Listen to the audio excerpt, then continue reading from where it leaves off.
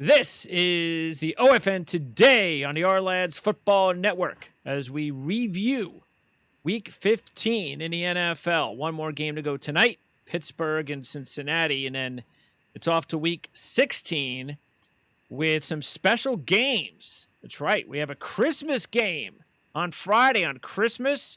We also have some December 26th games. The big one is Miami and Las Vegas. So it's a big weekend in the NFL. Also, a big couple of weeks in college football. How is everything going, Mr. Ryan Dunleavy? It's funny, Greg. I can remember being a kid and being disappointed that there was no NFL on Christmas mornings, or like thinking I'm talking about 8, 9, 10. Like there's football on Thanksgiving. I don't understand why there's not football on Christmas. Yeah. I know. Some days it's a Tuesday, some days it's a Wednesday, some years it's a Friday. But I think it's an overdue with the saturation the NFL has. It's overdue to have Christmas football. Especially now that we see from this year that you can play the NFL on Tuesdays or Wednesdays or whatever and just schedule it from there. I'll be surprised if there's not a Christmas game almost every year going forward. Yeah, and I don't know really. Maybe it had something to do with labor. I don't know, because like you said, as a fan, you look at what's going on in the NBA every year, and it's like, well, what is that?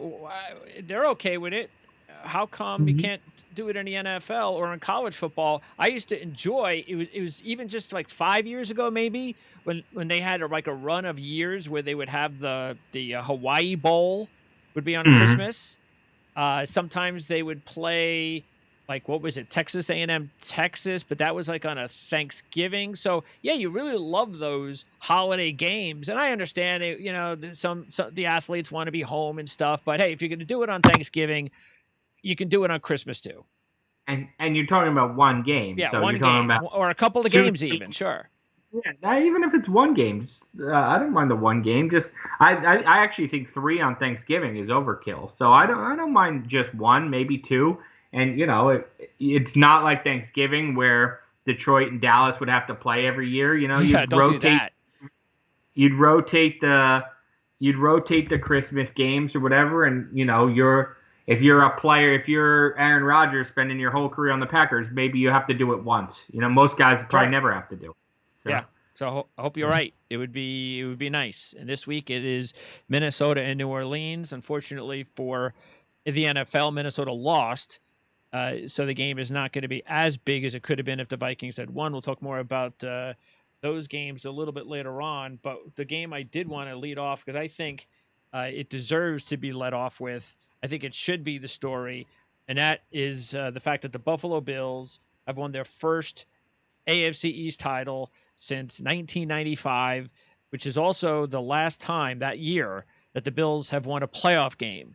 They won their first playoff game that year. Then they lost. I believe they lost. I forget. It might have been Pittsburgh that they lost to that year after beating Miami, I think it was. And since then, 0-6.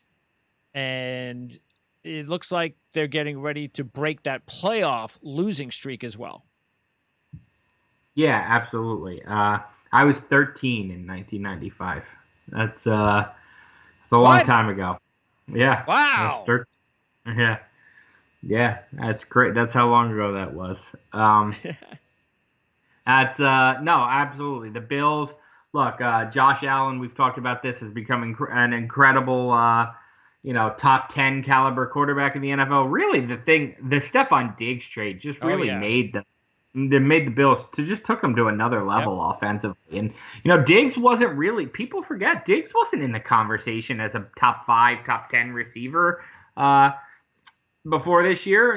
He was good with the Vikings, but he wasn't great. He had what's the play, the Hail Mary to beat the Saints, the Minnesota Miracle. He made that, but really he was a good player. He wasn't a great player. And this Buffalo trade, it took him to the next level. It took Buffalo to the next level. People are hesitant to give up first round picks, but look, everything that Brandon Beane has done turns to gold. So it's no wonder he got a recent contract extension. Well, I think when you're a Buffalo or when you're in Indianapolis and you're ready to now make that move, You feel like you have a team that if you make this trade and you give up that first round draft pick, that you can, that maybe that's the last piece of the puzzle to get you over the top. Then you make the deal. Buckner was a great deal for the Colts as well. You just talked about Bean. They've got a hell of a GM as well. Those are the two best GMs in football, really, that maybe don't get the credit that they deserve by just the normal general public. But you're right. I mean, the Diggs, that opens things up for Cole Beasley. You know, they drafted the kid from Central Florida. He looks like he's got a pretty good future ahead of him. And when Josh Allen can run the ball as effectively as he's able to, that's the difference, because he's not the most still, and he's never going to be the most accurate quarterback. But he doesn't have to be if you give him good weapons. And, of course, he's still able to run around and use his legs.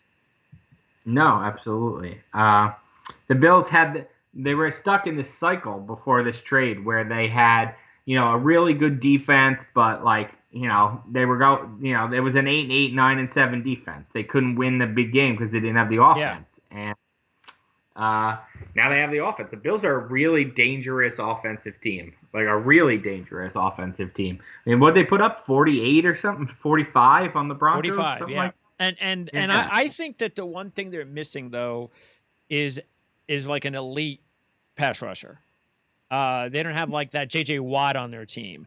They have a good defense. Yeah. I don't think this defense is actually any better than the defenses we've seen over the last couple of years in Buffalo, but there's still some really good talent on defense. But yeah, I think that's the last step. I think if they could find that difference maker, and it might just be a draft pick that, grooms and becomes the guy, because they're not going to be drafting early in Buffalo for a while. But other than that, they've got the quarterback, and that's important.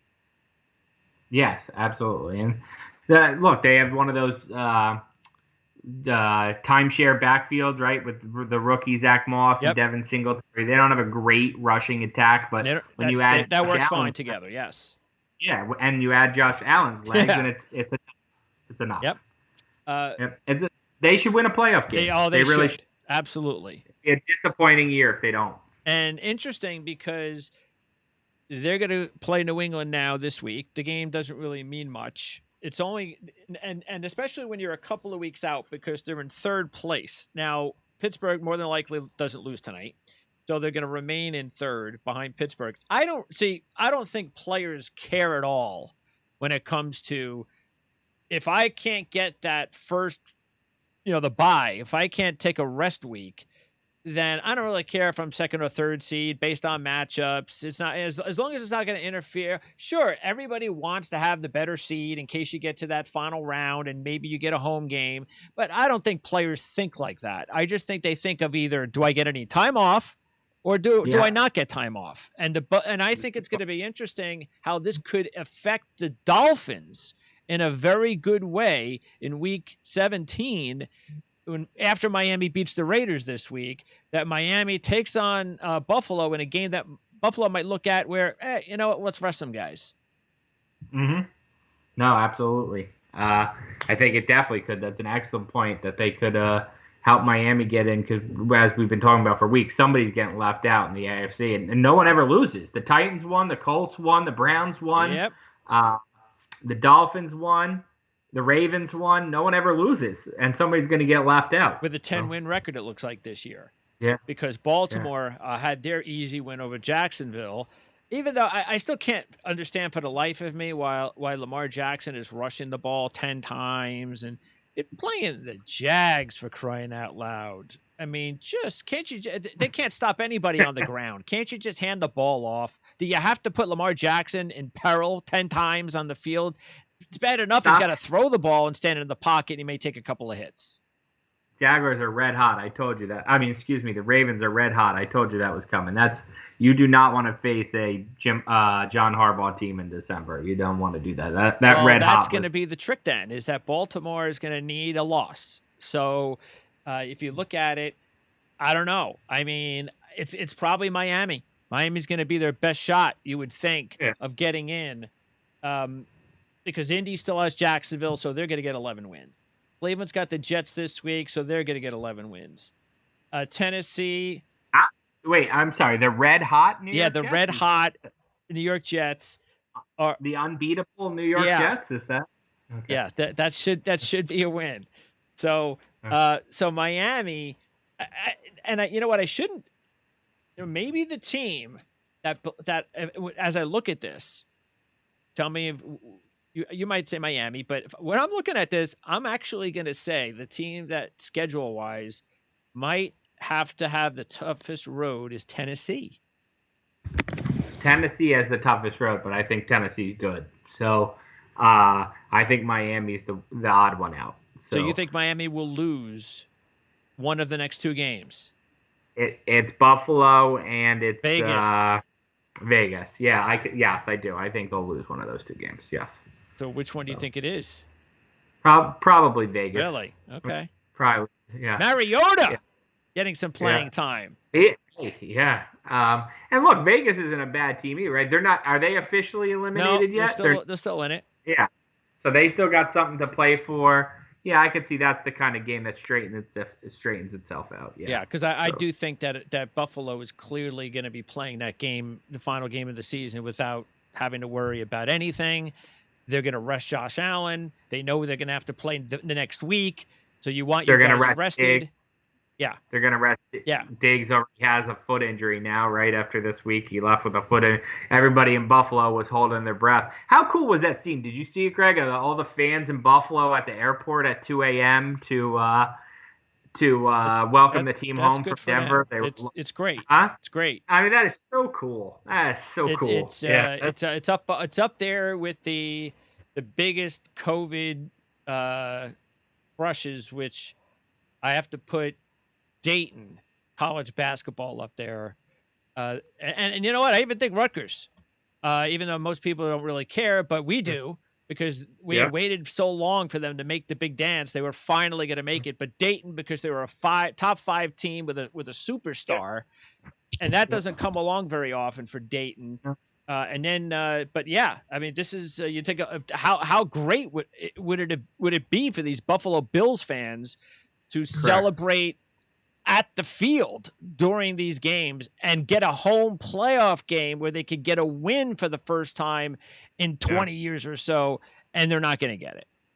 No. I'm trying to think. So they'll be the 2 of the 3 seed. What I'm trying to figure out is there a chance Frank Reich coaches at Buffalo in a playoff game? That's what I'm trying to figure out. Okay. So you want to know if, let's see. Because when I think of Buffalo playoff games, I go back to that Houston-Buffalo comeback game. Is there a chance Frank... you ready for this? Yeah. If the season ended today, Colts at Buffalo. There you go. That would be cool. That'd be a good story. So Buffalo hasn't had a home playoff game in what, since '95 or something? Yes, 95. And so that was 92-ish, I think, Frank Reich. So that's probably like 2 or 3 home playoff games ago. That's pretty cool. Yep. Yeah. So we'll see if that holds true. That's what, a 5-4 game in the or it's the 3-6 game, yeah. Okay. And that's if that holds off. But yeah, so that would be great. Yeah. But yeah, the home deal and no fans, that's a big blow. But because you're seeing, you know, I'm kind of intrigued by how it's. We talked a little bit about it last week regarding college football and would our Rutgers, even if they won, would they even say, you know what, we played 9 games in 9 weeks, we don't want to take the invite. And even though they weren't going to get the invite, Schiano said after the game, even if take us out of consideration, we're done. And then we've heard some teams, and matter of fact, it was Brian Kelly. This is just coach speak, because he's not going to prevent his team from going to the playoffs. Sure. But I admire what he said and what he's trying to do, and that's get the families together at these bowl games, these big games, because he knows how tough it is on these kids. Correct. I admire the intent, but it's total. Yeah, it's coach speak. That's all it is. It's bluster. Yeah. I mean, I would have loved it for them to be like, okay, you're no fans, so you guys are out. Texas A&M is in, and then his kids would have had a meltdown. His university would have fired him. Like, all right, you don't want to come? Texas A&M's fine with it without families. They're in. Yeah. So they'll take the million. Yeah, so that ain't going to happen. But, yeah.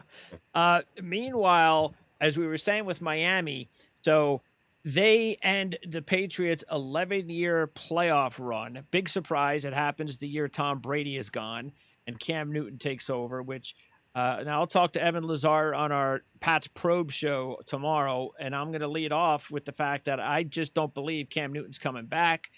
Agreed. I can't. It didn't work. They tried it. It was a cheap attempt. They know Stidham wasn't the guy, so they were desperate. He was out there. They brought him in. It might have worked if they got a couple of breaks here and there. The COVID hurt Newton for sure for a few weeks. Not only did he miss a game or two, but he was sluggish. So that, and he didn't get going until a couple of weeks after COVID hit him.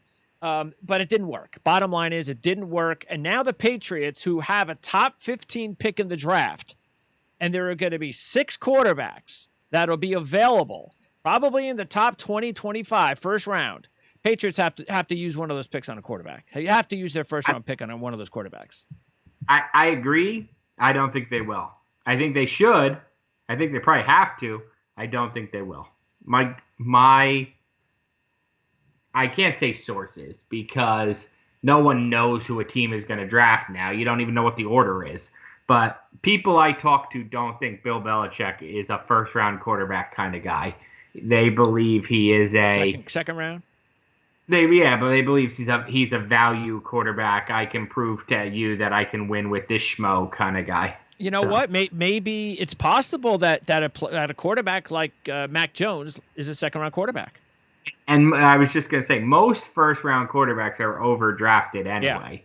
Yeah. So do I see him using his 11th or 14th or whatever he is pick on Mac Jones or Zach Wilson or whatever, just because he plays quarterback when really he's the 35th best prospect in the draft? No, I don't. I think he'll take the 14th best player, or more likely, knowing him, he'll trade the pick down for 3 other picks. He'll trade 14 for 27, 51, and 87 or whatever, and he'll probably take a second-round quarterback. That would be my guess. Yeah, it's going to be interesting with this year's draft allotment, if that's a word, because of the fact that you have teams in the top 10 that don't need quarterbacks.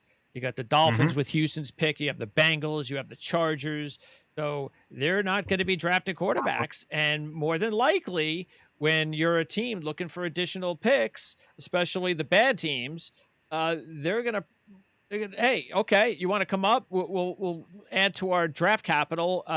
So I tell you what, and I'm making this. I'm going to start today by making it official. Now that Trevor Lawrence is a Jag as far as today, I want nothing to do with Fields as the second pick in the draft. Nothing to do with that. I didn't like Haskins partly because of the same reason. Product of the system. You stand in the pocket all day.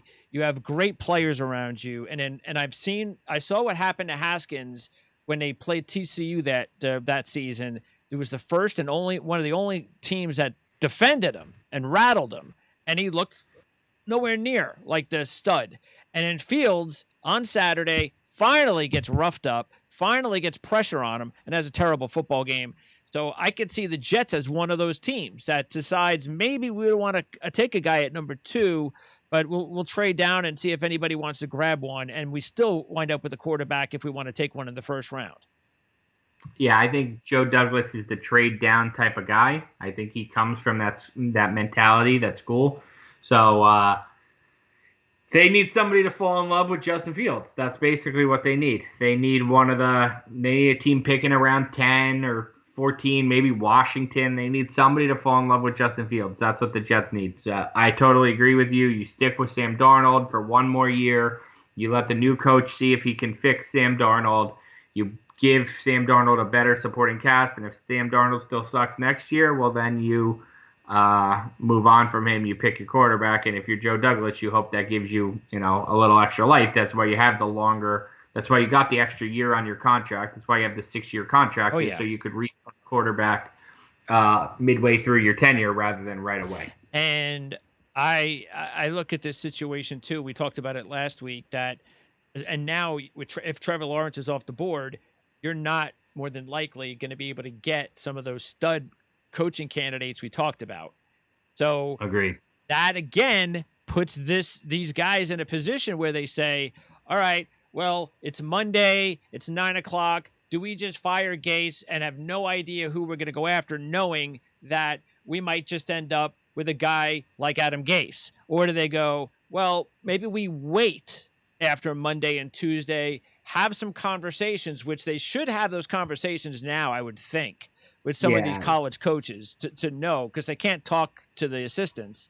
So talk to the college coaches now, find out which guys, if you don't get Trevor Lawrence, are interested, and go from there. But I just don't think, again, I think it's still now. Last week I was like 5 or 10% Gase would stay on. I'll bump it up to like 25% after the win. But I just think that they're going to know who they're going to hire before they fire him. 0% chance that Adam Gase is still the coach. 0. Okay. But again, they have. I think they have to know who they like, though. I mean, again, I agree. That would be a nice theory. Well, that's two different things, too. You said. I agree. They have to know who they like. They don't have to know who they're going to get because, look, the Colts thought they were going to get Josh McDaniels. So the assistants that are in the playoffs can't commit to you anyway. They can nod, wink, sure, whatever, but you don't know who you're getting one of those guys. So, no, I think they have to know who they like. They should. I think Joe Douglas should have a list in his pocket right now. The college AD once told me that, if you're good at your job, you have a list in your pocket at all times of who your top 5 basketball coaches are, who your top 5 football coaches are. You have a list in your pocket because you could lose your coach at any moment. So same kind of thing for an NFL GM, I would think. Joe Douglas can't sit down on Black Monday. Yep, Is Black that what Monday. Can't sit down on Black Monday and call and be like, okay, who are we gonna hire? Exactly. He's gonna have that list right now. He doesn't have to know who he's gonna get, but he has to know my first target is this guy. If he says no, I'm pivoting to this guy. If he says no, I'm pivoting to this guy. So, well, again, that's we'll disagree on this because I think that. First of all, regarding the college head coaches, he will be able to talk to whoever he wants to talk to. Right. Yeah. So, but I don't hire if college. He does, let's just say none of them want to come to them unless he gets Trevor Lawrence. That's the discussion they have with him. Okay, whatever. So now he's not going to get Campbell. He's not going to get Riley. Nobody that of interest. Now we go to the NFL guys, and he goes, okay, I can't talk to these guys. I could talk to Cowher. So let me see. Okay, Coward. All right, not going to get Lawrence. Not interested. Okay, now it's between all these assistant guys. The guys that with no track record, and maybe Bieniemy's at the top of the list. Fine. I'm just saying my feeling is that I don't think he will fire Gase if he goes into that dilemma, not knowing that what. I'm not sure if my top 3 assistant guys are even going to take the job. Yeah, I'll disagree. I think Gase is gone Monday morning. Okay. So, yeah. Hey, what if he ends the season on a 3-game win streak? Well, then I guess all bets are off. So. All right. So, by the way, Quinn Williams is going to be really good, isn't he? He is. Yep. Hopefully the Jets don't screw that up like they screwed up Jamal Adams. Well, Quinn Williams and Becton, the only thing with those 2 guys is staying healthy. That's it. Correct. Yeah. As far as staying in the AFC, might as well talk about Cleveland and the Giants, the team, a little New York and Cleveland AFC talk.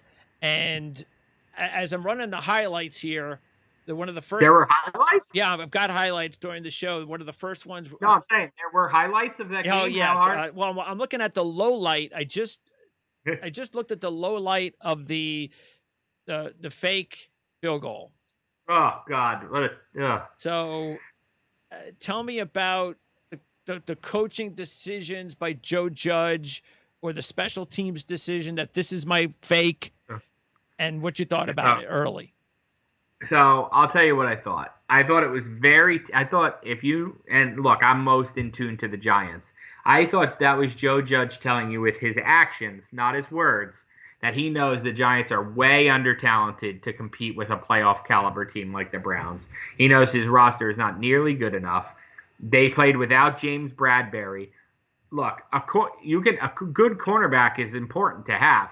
There is no way he should be at any one player, any one cornerback should be so important that it dictates how you play offense, Sure. how you play special teams, and how you play defense. That's how you know your team's not very good. And James Bradbury not playing in that game forced the Giants to play an abundance of zone, which Baker Mayfield picked apart. Jarvis Landry's perfect zone beater receiver. It forced Joe Judge to make these two crazy fourth down calls. Joe Judge has coached all season to get the game to the fourth quarter close and try to win it in the fourth quarter. That's been his strategy. Conservative, maybe, but smart is the word I prefer. And then last night he gets super aggressive. 4th and 5, fake field goal at inside the 10-yard line. At the 6-yard line on 4th and 2, they run. So basically, they're inside the 10 twice, they get 0 points. They're inside the red zone 3 times, they get 3 total points. Yeah. He says after the game, field goals weren't going to win this game, and I agree, they weren't going to win the game. I don't have a problem with the fourth down decisions to go for them. I hate the play calls, both of them. Yeah. Running the ball on 4th and 2 and don't do it. It wasn't going to work. Yeah. It didn't work. And the 4th and 5 fake field goal. I don't mind a fake field goal. But if you watch the design of that fake field goal, it was designed to catch the Browns' sneak attack, and it clearly didn't. Before the ball was snapped, the Browns had it covered perfectly. Yeah. So right there, you take the delay game, you call a timeout, whatever you want to do, but you don't go ahead and run the play where your punter throws the ball to your center. Yeah, he better be wide open. Triple covered. Yeah. When the other options are your kicker running a slant. Which actually was open. And your right tackle running a fade. I'm sorry, that is not a good play call. Yeah, and we talked about it last week about how, okay, if you make one decision, which was to start Daniel Jones, after a series or two, look, it didn't work, take him out, you go from there, instead of keeping him in for the majority of the game, and maybe he gets re-injured. Maybe it's now going to take him longer to get into it. So it's little things like that look, it happens to young coaches, first-time head coaches. He's not back-to-back weeks. He's not making quick decisions that he needs to make. Whether it's, you know what, I got to take Daniel Jones out. You know what, this doesn't look good. Let's call a timeout and kick the field goal. Absolutely. Yeah. But it happens. Again, I know the Giants. Look, let me ask you, if the Giants were to lose out, and we all know how the New York market is. The opinion, as far as the fans are concerned, with Joe Judge, does it change at all? Yeah, it'll change. Yeah, he even when they were 1-7, certainly when they won 4 games in a row, got to 5-7, he had a little bit of a darling aspect to him, a little bit of a Cinderella. This guy came from nowhere. We like the way he runs the team. That some of that luster will go off if they finish 5-11 on a 4-game losing streak. Absolutely, but he's so far down. If you can see me right now, he's like here level concern for the Giants fan, and all their concern is on Gettleman. So yes, some of the luster will come off Joe Judge. But the guy the pitchforks will be out for is Dave Gettleman, not Joe. Where does that stand right now? Is he definitely gone? No, he's certainly not definitely gone. I would actually lean towards probably that he's back. Could he be gone? Absolutely. I think the most likely scenario is that they do some sort of situation where he is transitioned to like advisor to the owner or special counsel. He's not fired. He's not necessarily the general manager. Or maybe they announce this January that it's his last season and they give him one more, his contract, he's getting, going to finish out his contract, one more year kind of thing. But no, I don't think it's a lock that he's gone unless we find out like we did today with the Panthers that Matt Rule and Marty Herney just basically couldn't work together. Unless we find that out. But there have been no indications that Judge and Gettleman do not get along. Gettleman, by most accounts, is a pretty easy guy for a coach to work with. He takes input. So unless Joe Judge is like, I got to have my own guy, get this guy out of here, that's a power struggle. Joe Judge will win right now. If he pulls that, then I guess Gettleman would be gone. But I don't see him pulling it. So I think probably if you put me up to a lie detector, I think Dave will be back with some sort of announcement that he's not long for the job. Okay. Do you now? Before we move on from the Giants, I do want to ask you this, and then regarding ownership, when did it change with the fan base regarding their respect for management with the Giants, with ownership, management in general, running the football team? When has that changed? Because there were some great times, and even in the post-Parcells era, there were 2 Super Bowl wins. Now, they were stretched apart far, and there was some losing in between, but you're still winning Super Bowls. But when I hear Giant fans nowadays, there's just, it seems like there's a lot of anger, or there's a lot of, don't like the way that the ownership has handled the team. It's same old, same old. I mean, where did that come from? In the last decade, that's new. That's not, and that's a spot-on observation by you. The long thing has been that the Giants fans and the Maras, they trust the Maras. The Maras have produced 4 Super Bowls. John Mara still responds handwritten to letters he gets in the mail. Old school franchise. That's in the last decade. Look, the Giants have had 7 losing seasons in the last 8 years. They've only been to the playoffs once and haven't won a playoff game since the last Super Bowl in 2011. If I had to pinpoint when it started, it would probably be when they fired Coughlin / the next year after that when Mara botched the McAdoo-Eli Manning benching. Wasn't in the building, and obviously McAdoo didn't do a good job of delivering the news. Eli was crying in front of TV cameras. I think right there is where, the losing combined with some mismanagement, bad drafting, obviously, holding on to Jerry Reese despite the bad drafting. I think that 2015 to 16-ish areas where Giants fans were like, I've had enough of this. And then obviously the last 3 years they have the most losses in the NFL. Okay. So there wasn't like a sort of like a jet change in the hierarchy where it went from Woody to Christopher, and you could tell that, wait a second, this guy is doing it different than this guy, and this guy is the problem. It's just been the same people, the Maras, the same people that have been running this organization have been running it from the get-go.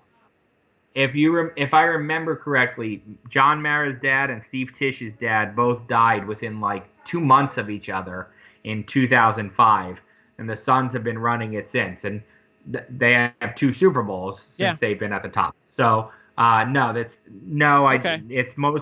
the losing really that's got. So it's just the typical fans losing and bad drafting. Yeah. Okay. Yeah.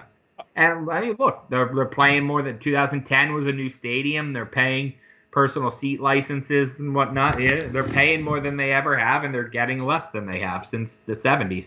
So. All right. Meanwhile, I didn't see a big need to start with the Chiefs Saints, which I'm sure everybody has. And look, the score was a 3-point game, but the Chiefs, even though the game kept bouncing back to a 1-score game, you just never felt that the Chiefs were going to lose that game. You just don't. It was, and maybe it had to do with the fact that Drew Brees, even though he had 3 touchdown passes, statistically his percentages were way off. That's going to happen. He looked a little rusty. Yeah. First game back, he had to get his feet wet. I don't know. I mean, and the interesting thing is once again, Patrick Mahomes didn't necessarily have a great game either, but he can still do the same thing Brees can do. He's not having a great game, but he throws 3 touchdown passes and so forth. But there's still some turnover. I don't know. It's just maybe we're getting to the point in the season where you get 2 teams, 2 of the best teams in the NFL, and it's like, okay, let's just start the playoffs already. Yeah. It's almost, you wish that game was like week 3 or or even week 9, because it's like, okay, we know these 2 teams are going to be the 1 or the 2 seed in their conference. Wake me up. Look, that should have been the Super Bowl. And opinion in 2000 and whatever, 2 Super Bowls ago, when we got Patriots Rams, it should have been Saints Chiefs, and that would have been an awesome Super Bowl. Yeah. I would love still Oh, for you mean that you to be. didn't like that Patriot Ram Super Bowl? I mean, look, even before they 13-3, played, was it? forget how it was played. I It know. just wasn't a good. Neither that we got the third and fourth best Yeah, it's teams true. that It's true. Super Bowl. Yeah. Yeah. And you still Saints were your preseason pick, right? They were. Yeah. Still believe in them? Breeze looked rusty. Michael Thomas is on IR. I'm a little worried about that. The Saints have a history of these awful gut-wrenching losses in the playoffs. Look, I still think they're the best team. If they have to go to Lambeau and win an NFC Championship weekend, I don't know that they can do it. By the way, what do you think about? We skipped over Mariota, and considering he hasn't played in a long time, I was intrigued by the fact that he was able to run the ball as effectively as he was. We know he's always been a good athlete, but now that this is the way the NFL is, Lamar Jackson down the line. So the only thing with Mariota is his bones are brittle. So when he's put into that spot, you can't trust him. I could see him start. He definitely is a starter in the NFL. But if you're going to have Marcus Mariota starting, you have to have a really good backup plan. Derek Carr. Yeah. Yeah, right. You have Derek Carr as your backup. Yeah. That honestly, that's like what you need is a 1-2 punch like those two guys, because neither one ever stays healthy. So you just hope the other one's healthy at the other time. I did. By the way, that was terrible play calling at the end of that game. In overtime, they get the ball for almost the entire overtime. They get down to inside the 10-yard line, and they did not once go back to that, RPO with Mariota, which was working beautifully in the second half of that game. They did not show it once down that final drive in overtime. And then I also thought going for the field goal, trusting your defense, was not the right way to go. They threw a pass to the fullback at the 2-yard line. I mean, come on. No. As soon as look, I agree with you that it was terrible play calling. I would have kicked the field goal. The Raiders are still playing for something. Ties would have hurt them. They need wins. I agree. I don't like the play calling there, but once you get to fourth down, I would have kicked the field goal and taken the chance that the Chargers are going to charge her and somehow lose the game. Yeah, I mean, considering your opponent, that makes sense. Okay, now, also, again, Baltimore had their easy win, and Ngakoue got a couple of sacks against his former team. Sure, he enjoyed that. Buckner had 3 sacks. We mentioned his name before in their win over Houston. Tennessee cruised, big point production over Detroit. Detroit seems to be playing, even though they got blown out. Apparently, it's working with Bevel. He's having them play looser. The offense has been better. Stafford's going to be the big story in the offseason, and whether or not he's still going to be in Detroit. And do you think Bevel has any chance to stay in Detroit? No, absolutely It's definitely Saleh, right? I don't know about that. I mean, I know you're high on that. I mean, come on. I mean, he's a local guy. It would be perfect. They need a guy like that. I'm a big believer in teams, and I'm not saying this is what you should do, but it's what the evidence says teams do is once you have fired a defensive coach, you go offensive coach, and they're going to go from Matt Patricia to Robert Saleh. I mean, totally different personalities, but same side of the ball. I mean, look, I think you're onto something. I think it probably would be a good hire there. But do I think Bevel has a chance to stay there? No, I don't. No. Bevel still will always carry that Super Bowl play call with him to his resume wherever he goes. And I just think, generally speaking, it's a mistake to hire your interim coach. It never works. I would have to do some research on how often that works, but never. I think off the cuff, it's 1 in 10. Oh, I did want to ask you in the Giant game because I heard it so much, and Darnold has said it this year as well. What is the deal with the Omaha cadence? I mean, is it the words that you inflect it a certain way, and it's important to use that specific word? I don't know. Good question. I don't know why teams use that specific word. I did a big story on it earlier this year on, you know, what those words mean because we can hear them all. And some former NFL quarterbacks I talked to, like Chris Sims, Brady Quinn, Kurt Warner, they were saying, like usually that's the word Peyton Manning, and Tom Brady actually popularized it before. Everybody associates it with Peyton Manning, but the Patriots actually used Omaha before Peyton Manning did. Why? They said that, sometimes a city means something and a state means something else, or a boy's name means something and a girl's name means something else. That's why you heard Derek Carr shout Cindy Gruden earlier this year, or Daniel Jones shouts Eli a lot, which obviously is for Eli Manning. So, like, that's the difference. But why Omaha versus Albuquerque? I have no idea. I mean, because I just would have thought, hey, you know what? Hey, like you said, even if Peyton wasn't the first to use it, it's never usually the first to use things. It's always the one who markets it better. So Peyton's market, it's almost like, okay, that's it. It should have been retired with Peyton. You've got a million other words you can use. Stop using the word Omaha. Yeah, I don't know. Good question. I would have to find out what it is teams like about that word so much. I don't know. All right. Also, in the NFC, it was the Packers in a close one, actually, with Carolina, because their offense went to sleep in the second half. And as usual, Carolina with the ball. That one stupid penalty. I hate punt return penalties. They are such killers. Because not only is it the 10 yards, it's where you catch the ball. So it's usually like a 20 to 25-yard penalty. It is a killer. They had the ball almost at midfield, and then the penalty put them at the 20, and it was over.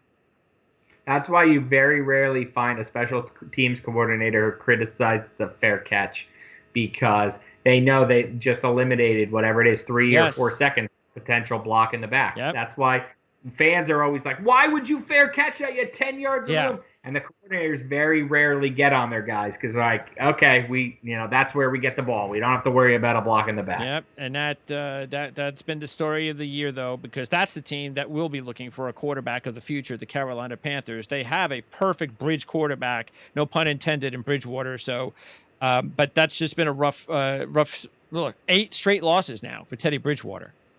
And, well, no McCaffrey. I mean, McCaffrey's the majority of that offense. And for the Packers, they remain the number 1 seed, a game over New Orleans and Seattle.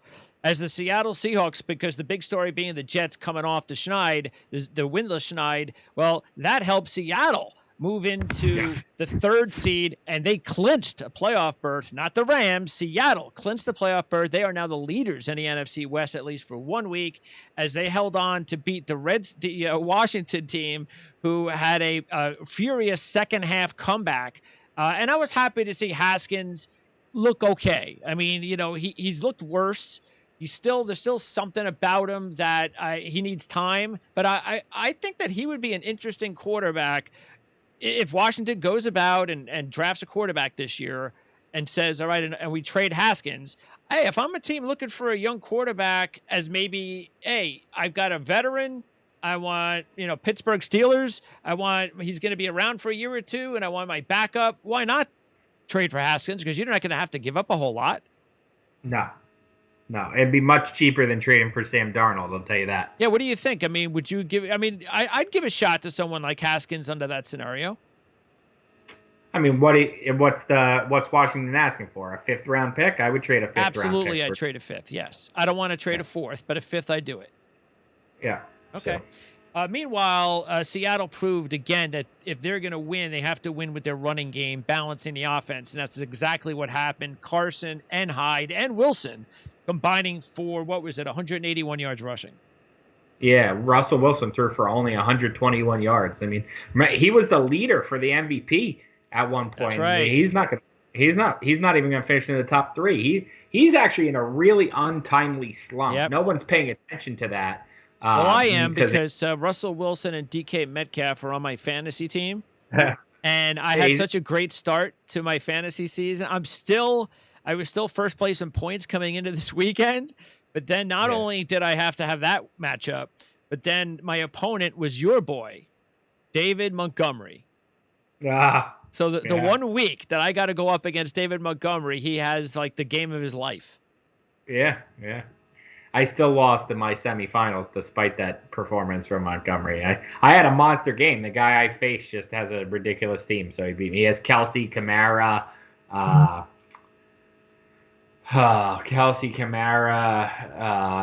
DeAndre Hopkins, all on the same team. It's not ridiculous. So. Yeah, and as far as the Bears, look, if you see what's going on there, when Trubisky had his time off, and this is why it's important to give these kids sometimes a few weeks off. Sit down, refocus, because since he's been back, his ability to get the ball out has been better, quicker. He's also, no surprise, has better offensive line play. They've got a couple of new guys, unheralded guys, that have really, his former Notre Dame guys, that have stabilized the offensive line. And there you go. Now David Montgomery's got holes he can find and open up to have a career high. He's had a great stretch over his last 4 games. He has 434 yards rushing, a 6.1 yard average, and 5 touchdowns. We knew he was talented, but now he's got the lines to open him up. Trubisky, to me, is still a work in progress. You know, everybody's going to point at Trubisky, but if you looked at it, he had an average game. He still had a bad interception. He had an end zone interception, which was awful. But look what a difference this team is when they can run the football and have a little bit of protection for Trubisky. Yep, absolutely. Nick Foles off-season trade to the Eagles to be Jalen Hurts' backup. I like it. And where does Wentz go? I don't know. Great question. Maybe. Yeah, maybe. They have the cap room. Yeah, maybe. I mean, that's going to be interesting because you're going to have a guy like Wentz. You might have Stafford. You know, last year was really bad. But I get the feeling we're going to have some pretty decent quarterbacks that could be available in the offseason. Yep, I agree. Matt Ryan. What do you think about the Bears, by the way? You could take a look at their schedule right now. They are still behind Arizona, but they have Jacksonville this week. They host the Packers, who may or may not need the game. Possible they may. You know the Packers will find a way to stick it to the Bears. Even with a backup quarterback, you know, they'll probably still be playing to clinch the 1 seed. Packers will win that game week 17. So Bears are going 1-1. All right, so the 7 that are in it, and Arizona will host San Francisco, even though they're both in the same stadium now for the rest of the season. Yeah, funny. Yeah. And then Arizona has to go to the Rams. But San Francisco looks like a dead team walking right now with the moving. Between the COVID and the injuries just continue to mount. I mean, they get Mostert back, he gets hurt. Mullins was in there until he got hurt. It's just the injuries are just terrible. Yep, I agree. When you lose to Dallas, you know, Dallas is now suddenly alive. Dallas, I don't know what the metrics are, but don't count Dallas out of winning the NFC East. Well, taking a look at it, the Cowboys, if they beat the Eagles and the Giants, they just need the Redskins to lose both of their games. And they're playing Carolina and the Eagles. Mm-hmm.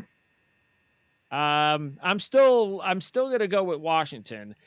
Yeah, so would I. But I don't count Dallas. We were mocking them 3 weeks ago, and now I'm still going to mock them. Okay. I'm still going to just mock them for the fact that I don't think they're going to win this week. I like what I see in a limited amount of time from Hurts. At least he's injecting something to the Eagles, but it's really his legs. The fact that he can move around now, that's a huge plus for this bad offensive line that they've had most of the season. I like the Eagles this week against the Cowboys. If that happens, then we can't count the Eagles out either, because the Eagles will at least get the opportunity to face Washington in Week 17. Appreciate your time as always. We're getting closer to the playoffs, so can't wait. And we'll talk to you again next week. All right, Greg. Thanks for having me. You got it.